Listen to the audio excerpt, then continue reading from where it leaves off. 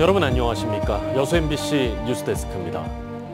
지난해 말부터 이어져 오고 있는 경기 불황과 탄핵 정국으로 지역 소상공인들이 어려움을 겪고 있습니다. 이들의 생존 기반 마련을 위해 시의회가 새로운 정책 개발에 나섰는데요. 최우식 기자가 보도합니다. 여수시의회 의원연구단체인 소상공인지원정책 발굴연구회가 관련 정책의 수요자인 소상공인 입장에서 고민하겠다는 구상을 실행에 옮기고 있습니다. 직접 각자의 분야에서 필요한 정책을 제안할 수 있도록 소상공인들로 정책자문위원단을 구성해 매월 한 차례 정기회의와 함께 분과별, 과제별 TF 활동에 들어갔습니다. 다양한 분야 18명의 자문위원들은 지역 실정에 맞는 그리고 전문가다운 의견을 정책으로 제안하고 있습니다. 한 예로 공공배달앱 TF의 경우 권역 내 지역 경제에 실질적인 도움이 되도록 치밀한 사례 분석과 수요 조사를 통한 여수형 배달앱 정착을, 또 청년 창업 TF는 예비 창업자 인터뷰와 컨설팅 등 지역 맞춤형 활성화 정책을 첫 회의부터 구체적으로 제안하고 있습니다. 여수 안에서 순환되어야 할 화폐가 해외로 나간다는 것을 우리 여수 시민들과 함께 그다음에 소상공인들과 모두가 한마음 한뜻으로 여수 안에서 그 화폐가 순환될 수 있도록 그렇게 참여를 해야 되겠다는 생각이 들더라고요. 이 같은 시의회의 활동은 그동안 여수 산단과 수산업 위주로만 생각했던 지역 경제에 대한 인식 변화를 요구하는 시대 정신이기도 합니다.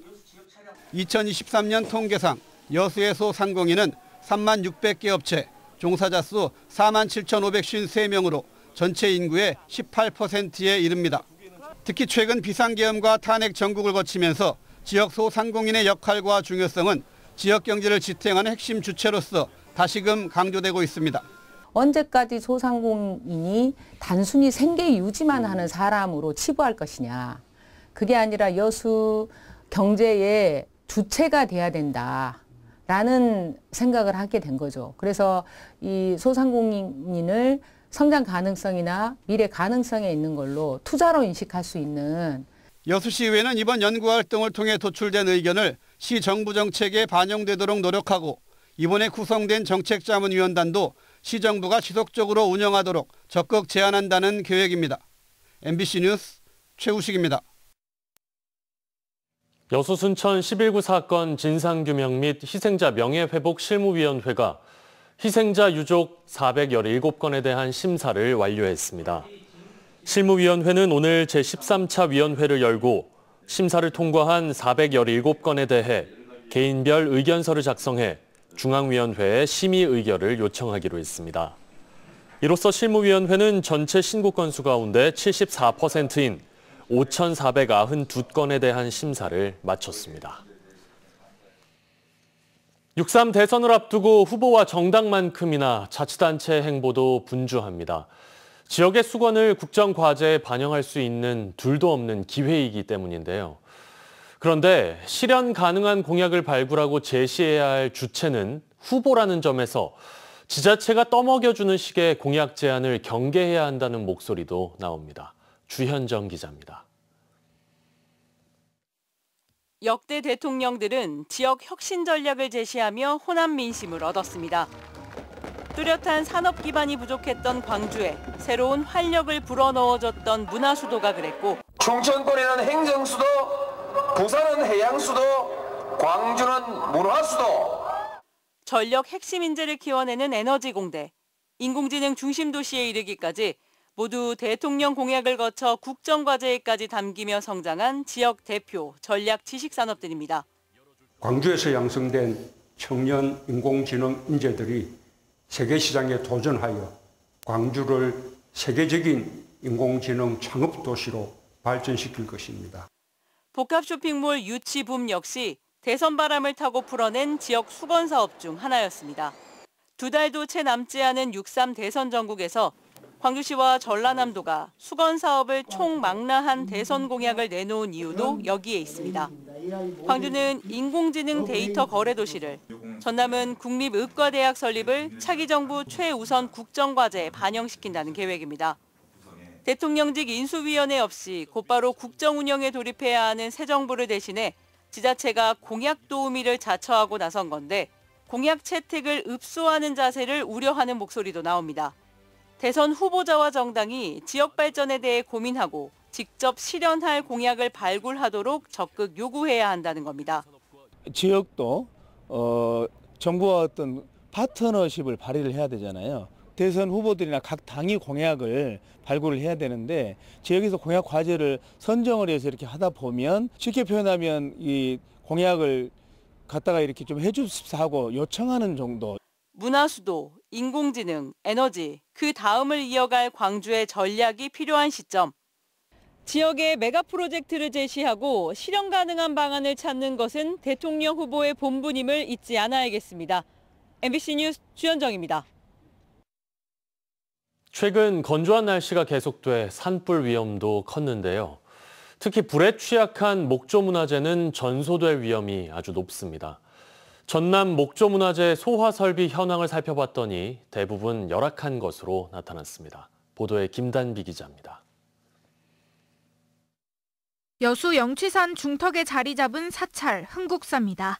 고려 때 지어져 1000년 가까운 역사를 가진 유서 깊은 곳입니다. 오래된 시간만큼 보물과 도지적 문화유산 등 16점의 문화재가 있는데 정작 화재에는 취약합니다. 만약 흥국사에 불이 나게 되면 이곳 계곡물을 끌어다 써야 하는데요. 하지만 최대 용량이 60톤에 불과해 턱없이 부족한 실정입니다. 특히 봄, 가을 갈수기 때 산불이 나면 20분도 버티기 힘듭니다. 시가 조속히 그것을 상수도를 좀 설치해서 항구적인 소방시설을 갖추어서 우리 고귀한 문화재를 화재로부터 예방하는 데 좀 도움이 됐으면 합니다. 전남 지역 다른 곳은 사정이 더 열악합니다.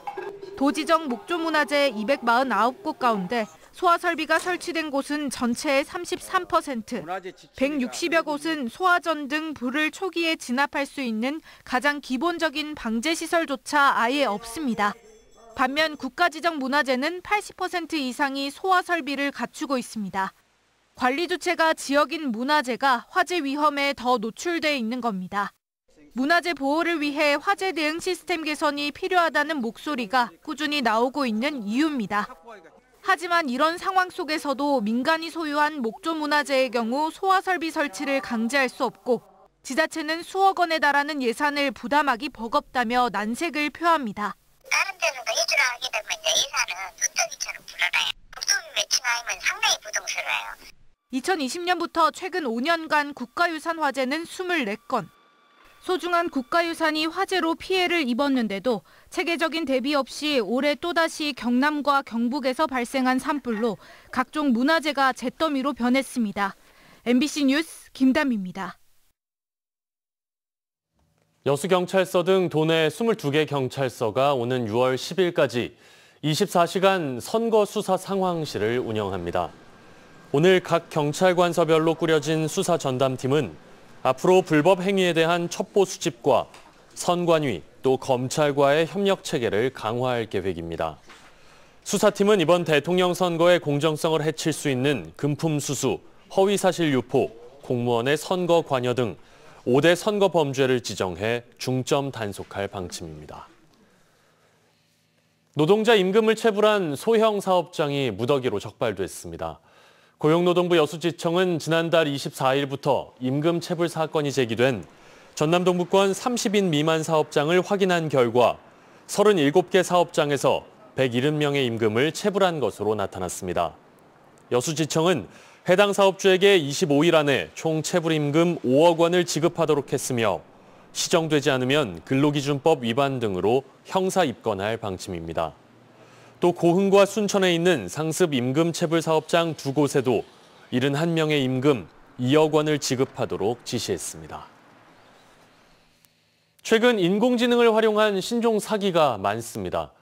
순천시의회 일부 의원들이 딥페이크 기술로 본인들의 얼굴을 합성한 사진이 담긴 협박 메일을 받았는데요. 의원들의 사진과 신상 정보가 의회 홈페이지에 공개돼 있어 이를 악용한 범죄에 노출된 겁니다.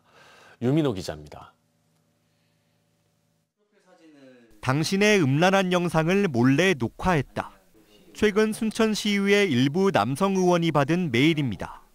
나체 여성과 함께 침대에 있는 사진이 첨부됐는데 의원 얼굴이 합성됐습니다. 딥페이크 기술로 불법 합성한 겁니다. 문제를 해결하려면 1억 5천만 원 상당의 가상화폐를 이체하라는 협박도 담겼습니다. 굉장히 당황스러웠고 일단은 사진 속의 인물들이 제가 아니더라도 굉장한 수치심을 느꼈습니다. 현재 4명 이상 의원이 메일을 받았습니다.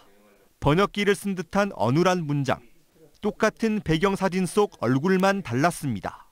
답장하거나 금전을 이체한 사례는 없는 것으로 파악됐고 곧 경찰에 수사를 의뢰할 예정입니다. 모든 의원님들한테 메일 열람을 요청을 드리고 절대 대응하지 않도록 말씀을 드려서 아직 돈을 송금했다든지 추가적인 피해가 발생한 사실은 없습니다. 유사한 피해는 순천뿐 아니라 강원, 부산 등 전국의 지방의회에서 발생하고 있습니다. 지방의원은 의정 홍보와 소통을 위해 의회 홈페이지에 사진과 연락처를 공개합니다. 이를 악용한 범죄에 쉽게 노출되는 겁니다. 순천의 경우 전남에서 지방의회나 유명인을 대상으로 한 첫 딥페이크 범죄 사례입니다. 신상이 알려진 일반인도 범죄 대상이 될 수 있는 만큼 피해 예방과 대책 마련도 시급합니다. 대응하지 않고 곧바로 경찰에 신고하는 게 중요합니다. 이제 출처가 불분명한 이메일에 파일이나 그림 파일 같은 게 있으면 열람하지 않는 게 중요하고요. 그런 영상을 발견하시거나 협박을 받으신 게 있으면 최우선적으로 경찰에 신고하시는 게. 순천경찰서는 피해 의원으로부터 고소장이 정식 접수되면 수사에 나설 방침입니다. MBC 뉴스 유민호입니다. 남해안에서 엿새째 머물렀던 향고래가 바다로 돌아갔습니다.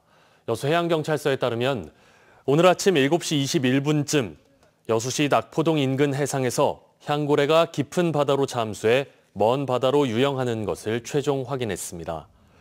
향고래는 지난 4일 광양항 송도 연안에서 발견된 이후 엿새째 얕은 수심의 연안에 표류했으며 해경은 고래가 꺼리는 소리를 활용해 먼 바다로 유도했습니다. 대기의 건조함을 해소할 비가 내일 새벽까지 이어지겠습니다.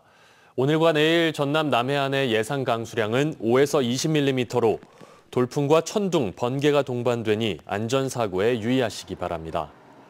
내일 전남의 최저기온은 10에서 12도 사이에 머물겠고 낮 최고 기온은 22도까지 올라 오늘보다 더 포근하겠습니다. 파도는 남해서부 앞바다에서 최고 1.5m, 먼 바다에서는 2m로 일겠습니다. 대통령 탄핵 국면 속에서 광주 전남의 고용지표가 전반적으로 악화한 것으로 나타났습니다. 호남지방통계청이 발표한 3월 고용 동향에 따르면 1년 전에 비해 취업자 수가 광주는 19,000명, 전남은 12,000명 줄었습니다. 특히 임시직과 일용직은 증가한 반면 상용 근로자는 10,000명 이상 줄어든 것으로 나타났습니다. 고용률은 광주가 60.4%, 전남은 65.8%로 1년 전보다 각각 1.4%포인트, 0.7%포인트 하락했습니다.